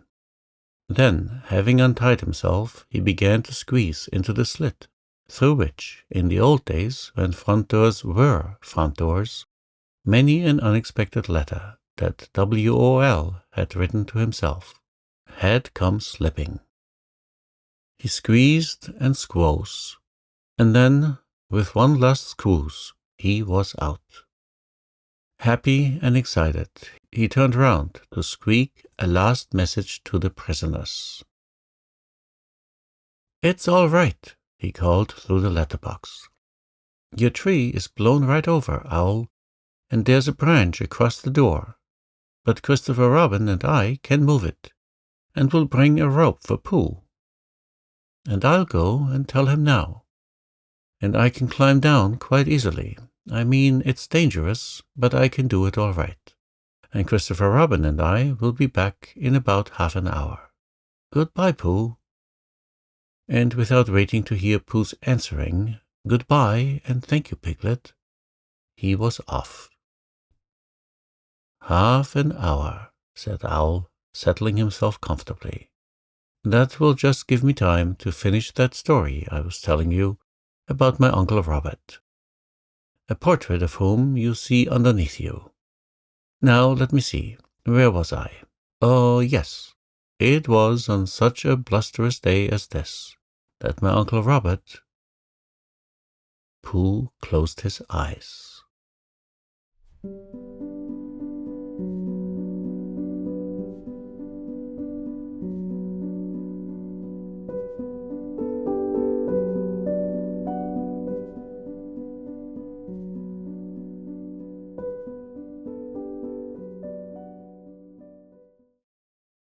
Chapter 9, in which Eeyore finds the Wallery and Owl moves into it. Pooh had wandered into the 100-acre wood and was standing in front of what had once been Owl's house. It didn't look at all like a house now. It looked like a tree which had been blown down. And as soon as a house looks like that, it is time you try to find another one. Pooh had had a mysterious message underneath his front door that morning, saying, "I am searching for a new house for Owl. So had you, Rabbit." And while he was wondering what it meant, Rabbit had come in and read it for him. "I am leaving one for all the others," said Rabbit, "and telling them what it means, and they'll all search too. I'm in a hurry. Goodbye." And he had run off. Pooh followed slowly. He had something better to do than to find a new house for Owl. He had to make up a Pooh song about the old one, because he had promised Piglet days and days ago that he would. And whenever he and Piglet had met since, Piglet didn't actually say anything, but you knew at once why he didn't. And if anybody mentioned hums or trees or a string or storms in the night, Piglet's nose went all pink at the tip, and he talked about something quite different in a hurried sort of way. "But it isn't easy," said Pooh to himself, as he looked at what had once been Owl's house. "Because poetry and hums aren't things which you get. They are things which get you. and all you can do is to go where they can find you."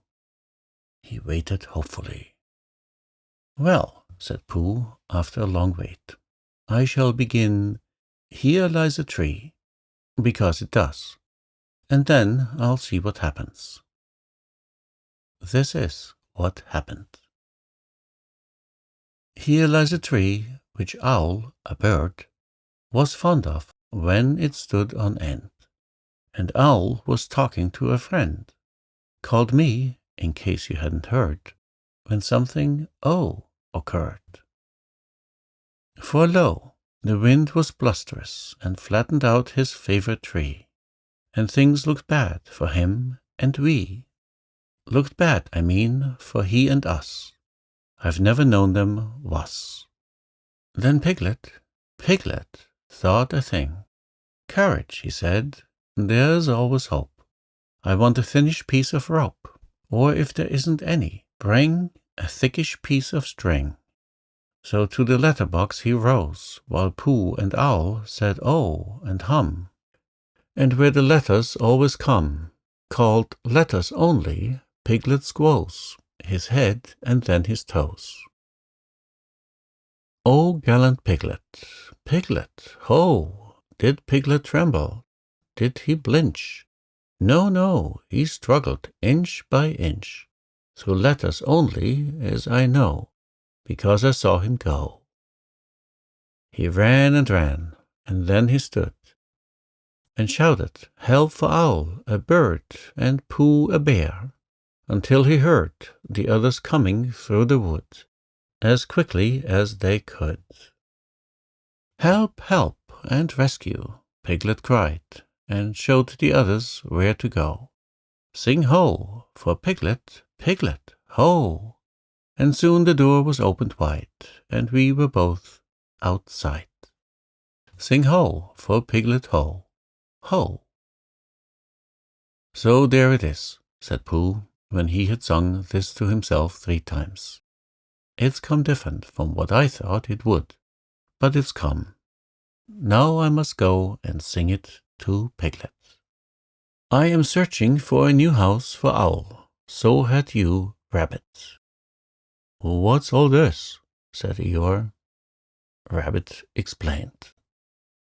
What's the matter with this old house? Asked Eeyore. Rabbit explained. Nobody tells me, said Eeyore. Nobody keeps me informed. I make it 17 days from Friday since anybody spoke to me. It certainly isn't 17 days. Come Friday, explained Eeyore. And today's Saturday, said Rabbit. So that would make it 11 days, and I was here myself a week ago. Not conversing, said Eeyore. Not first one and then the other. You said, "Hello," and flashed past. I saw your tail in the distance as I was meditating my reply. I had thought of saying, "What?" But, of course, it was then too late. Well, I was in a hurry. No give and take, Eeyore went on. No exchange of thought. Hello. What? I mean, it gets you nowhere, particularly if the other person's tail is only just in sight for the second half of the conversation. It's your fault, Eeyore. You've never been to see any of us. You just stay here in this corner of the forest, waiting for the others to come to you. Why don't you go to them sometimes? Eeyore was silent for a little while, thinking. There may be something in what you say, Rabbit, he said at last. I must move about more. I must come and go. That's right, Eeyore. Drop in on any of us at any time, when you feel like it. Thank you, Rabbit. And if anybody says in a loud voice, Bother, it's Eeyore, I can drop out again. Rabbit stood on one leg for a moment. Well, he said, I must be going. Goodbye, said Eeyore. What? Oh, goodbye. And if you do come across a house for Owl, you must let us know. I will give my mind to it, said Eeyore. Rabbit went. Pooh had found Piglet, and they were walking back to the 100-acre wood together. Piglet, said Pooh a little shyly, after they had walked for some time, without saying anything. Yes, Pooh? Do you remember when I said that a respectful Pooh song might be written about you-know-what? Did you, Pooh? Said Piglet, getting a little pink round the nose. Oh, yes, I believe you did. It's been written, Piglet. The pink went slowly up Piglet's nose to his ears and settled there. Has it, Pooh? He asked huskily. About that time when... Do you mean really written? Yes, Piglet. The tips of Piglet's ears glowed suddenly, and he tried to say something. But when, after he had husked once or twice, nothing came out. So Pooh went on. There are 7 verses in it. 7, said Piglet, as carelessly as he could. You don't often get 7 verses in a hum, do you, Pooh? Never, said Pooh. I don't suppose it's ever been heard of before. Do the others know yet? Asked Piglet, stopping for a moment to pick up a stick and throw it away. No, said Pooh, and I wondered which you would like best, for me to hum it now, or to wait till we find the others, and then hum it to all of you. Piglet thought for a little. I think what I'd like best, Pooh, is I'd like you to hum it to me now, and then to hum it to all of us, because then everybody would hear it, but I could say, oh, yes, Pooh's told me, and pretend not to be listening. So Pooh hummed it to him, all the 7 verses, and Piglet said nothing, but just stood and glowed. Never before had anyone sung Ho for Piglet, Piglet, Ho, all by himself. When it was over, he wanted to ask for one of the verses over again, but didn't quite like to. It was the verse beginning, O gallant Piglet, and it seemed to him a very thoughtful way of beginning a piece of poetry. Did I really do all that? He said at last. Well, said Pooh, in poetry, in a piece of poetry. Well, you did it, Piglet, because the poetry says you did, and that's how people know. Oh, said Piglet, because I thought I did blinch a little, just at first, and it says, did he blinch? No, no, that's why. He only blinched inside, said Pooh, and that's the bravest way for a very small animal not to blinch that there is. Piglet sighed with happiness and began to think about himself. He was brave.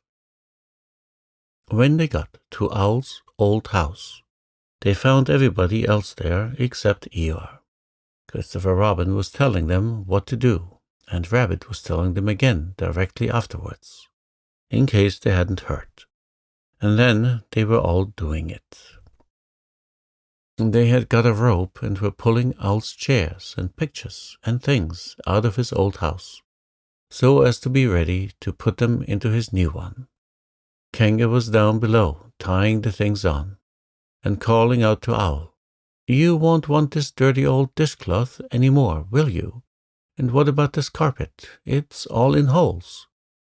And Owl was calling back indignantly, Of course I do. It's just a question of arranging the furniture properly. And it isn't a dishcloth, it's my shawl. Everyone now and then Roo fell in and came back on the rope with the next article, which flustered Kanga a little because she never knew where to look for him. So she got cross with Owl and said that his house was a disgrace, all damp and dirty, and it was quite time it did tumble down. Look at that horrid bunch of toadstools growing out of the floor there." So Owl looked down, a little surprised, because he didn't know about this, and then gave a short, sarcastic laugh, and explained that that was his sponge, and that if people didn't know a perfectly ordinary bath sponge when they saw it, things were coming to a pretty pass.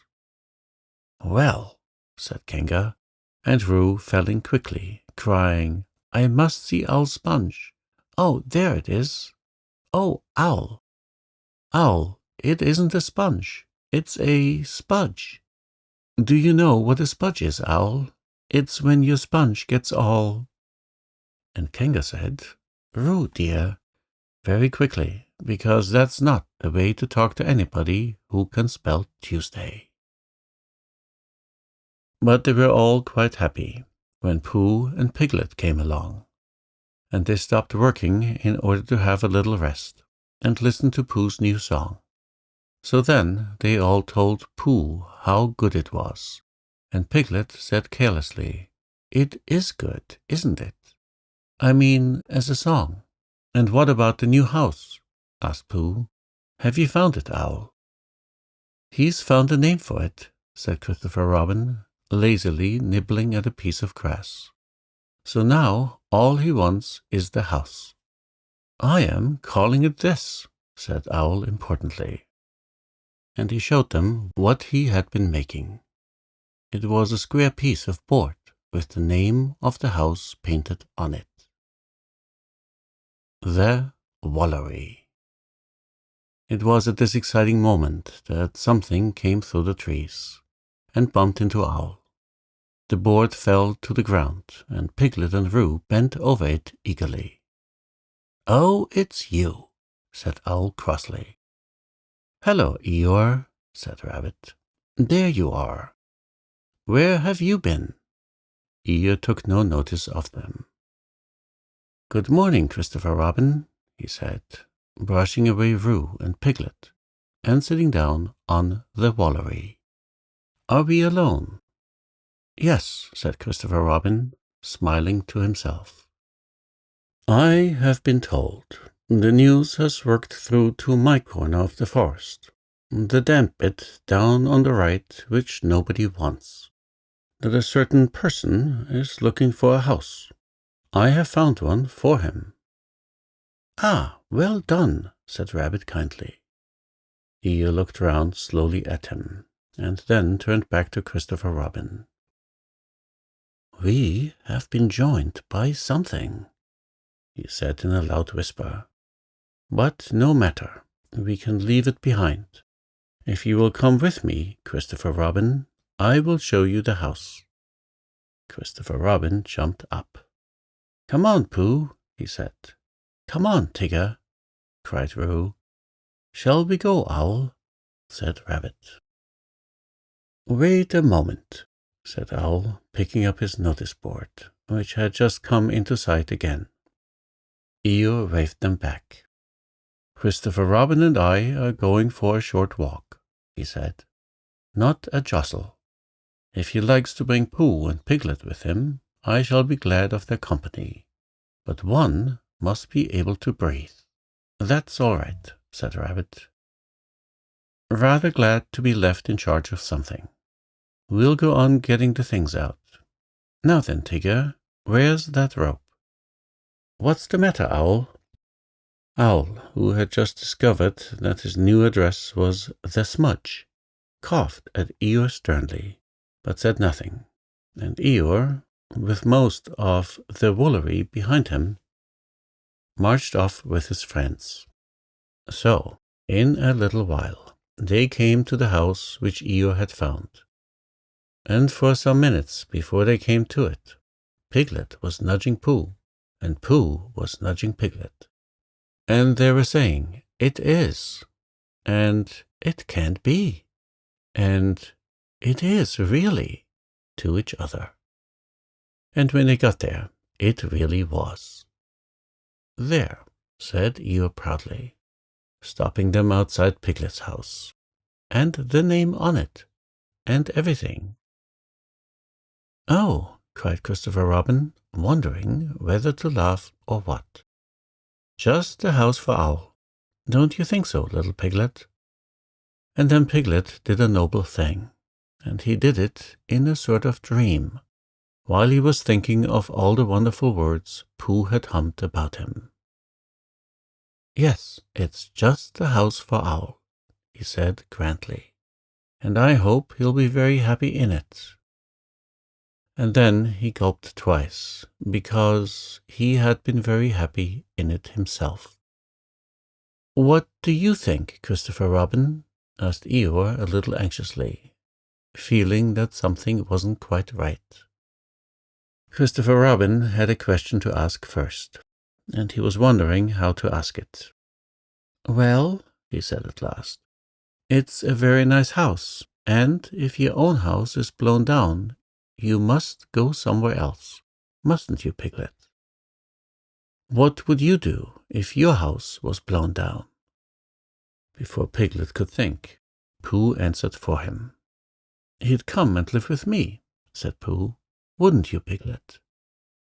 Piglet squeezed his paw. "Thank you, Pooh," he said. "I should love to."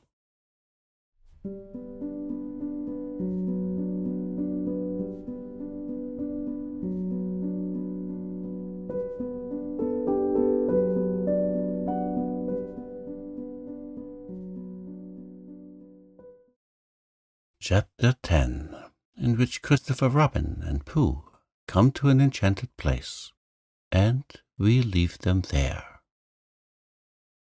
Christopher Robin was going away. Nobody knew why he was going.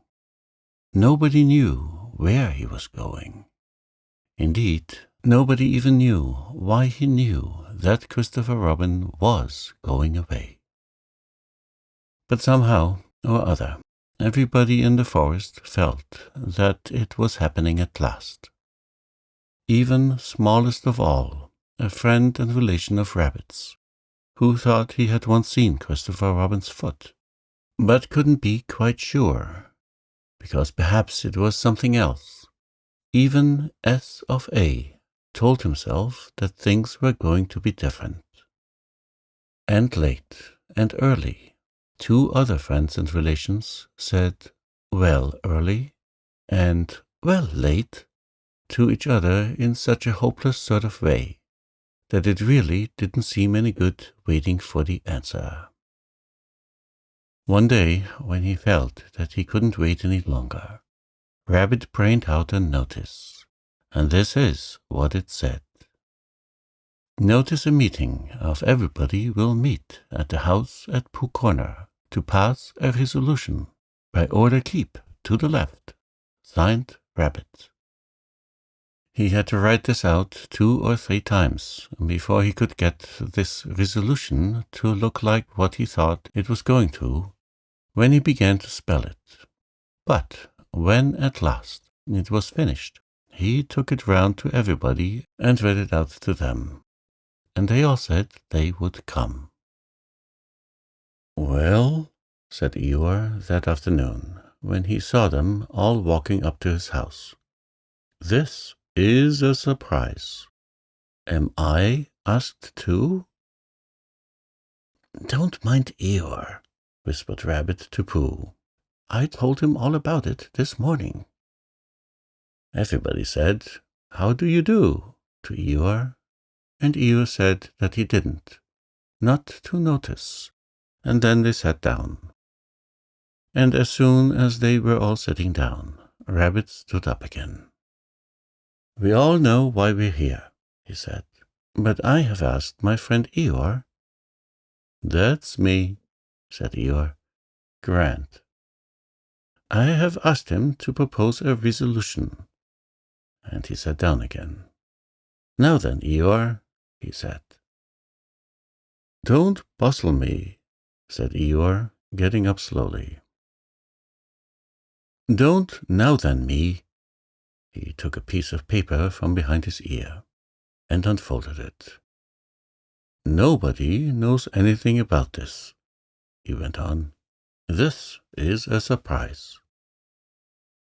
He coughed in an important way and began again. What nuts and et ceteras.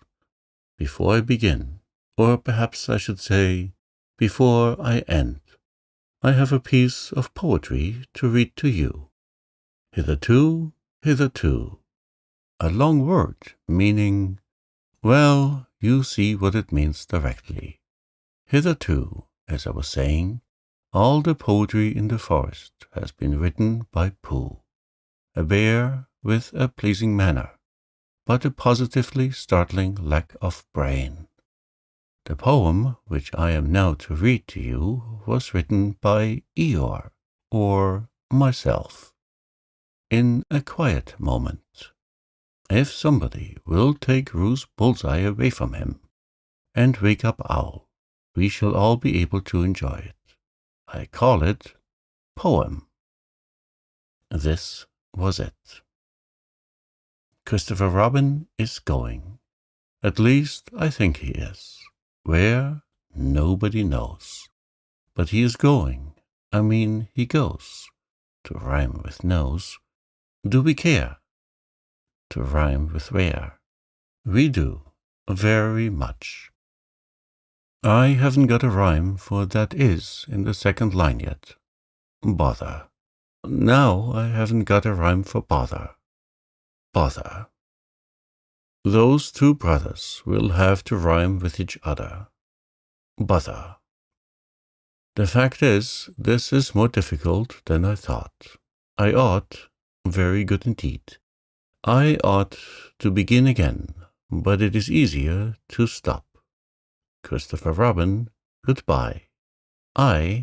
Good. I and all your friends sends. I mean, all your friend send. Very awkward this, it keeps going wrong. Well, anyhow, we send our love. End. If anybody wants to clap, said Eeyore when he had read this, now is the time to do it. They clapped. Thank you, said Eeyore. Unexpected and gratifying, if a little lacking in smack. It's much better than mine, said Pooh admiringly. And he really thought it was. Well, explained Eeyore modestly, it was meant to be.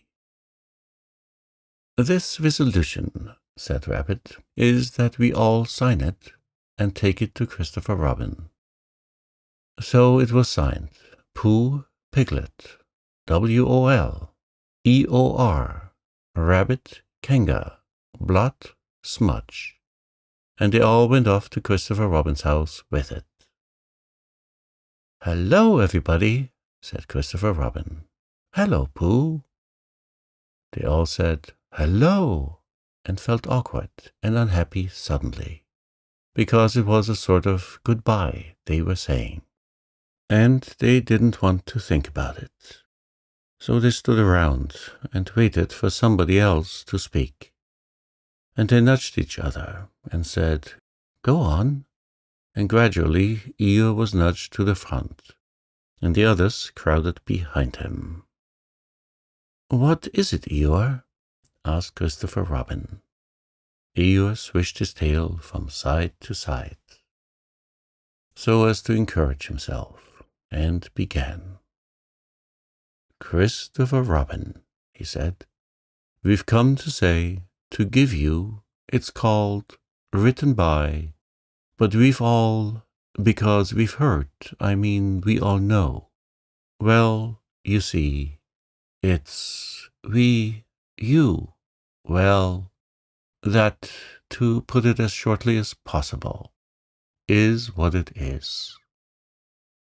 He turned round angrily on the others and said, everybody crowds round so in this forest.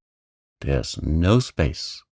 I never saw a more spreading lot of animals in my life, and all in the wrong places. Can't you see that Christopher Robin wants to be alone? I'm going. And he humped off. Not quite knowing why, the others began edging away, and when Christopher Robin had finished reading Poem and was looking up to say, "Thank you," only Pooh was left.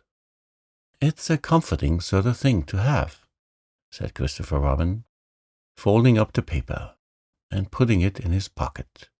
"Come on, Pooh," and he walked off quickly. "Where are we going?" said Pooh, hurrying after him, and wondering whether it was to be an explore or a "what shall I do about you-know-what?" "Nowhere," said Christopher Robin, so they began going there, and after they had walked a little way, Christopher Robin said, "What do you like to do best in the world, Pooh?" "Well," said Pooh, "what I like best." And then he had to stop and think, because although eating honey was a very good thing to do, there was a moment just before you began to eat it, which was better than when you were, but he didn't know what it was called. And then he thought that being with Christopher Robin was a very good thing to do, and having Piglet near was a very friendly thing to have. And so, when he had thought it all out, he said, "What I like best in the whole world is me and Piglet going to see you, and you saying, 'What about a little something?' and me saying, 'Well, I shouldn't mind a little something. Should you, Piglet?' And it being a hummy sort of day outside, and birds singing." "I like that too," said Christopher Robin, "but what I like doing best is nothing." "How do you do nothing?" asked Pooh, after he had wondered for a long time. "Well, it's when people call out at you just as you're going off to do it. 'What are you going to do, Christopher Robin?' And you say, 'Oh, nothing,' and then you go and do it." "Oh, I see," said Pooh. "This is a nothing sort of thing that we are doing now." "Oh, I see," said Pooh again. "It means just going along, listening to all the things you can't hear, and not bothering." "Oh," said Pooh. They walked on, thinking of this and that, and by they came to an enchanted place, on the very top of the forest, called Galleon's Lap, which is 60-something trees in a circle. And Christopher Robin knew that it was enchanted, because nobody had ever been able to count whether it was 63 or 64, not even when he tied a piece of string round each tree after he had counted it. In being enchanted, its floor was not like the floor of the forest, gorse and bracken and heather, but close-set grass, quiet and smooth and green. It was the only place in the forest where you could sit down carelessly, without getting up again almost at once and looking for somewhere else. Sitting there, they could see the whole world spread out until it reached the sky, and whatever there was all the world over was with them in Galleon's lap. Suddenly Christopher Robin began to tell Pooh about some of the things people called kings and queens, and something called factors, and a place called Europe, and an island in the middle of the sea where no ships came, and how you make a suction pump if you want to, and when nights were nighted, and what comes from Brazil. And Pooh is back against one of the 60-something trees, and his paws folded in front of him, said, "Oh," and "I didn't know," and thought how wonderful it would be to have a real brain, which could tell you things.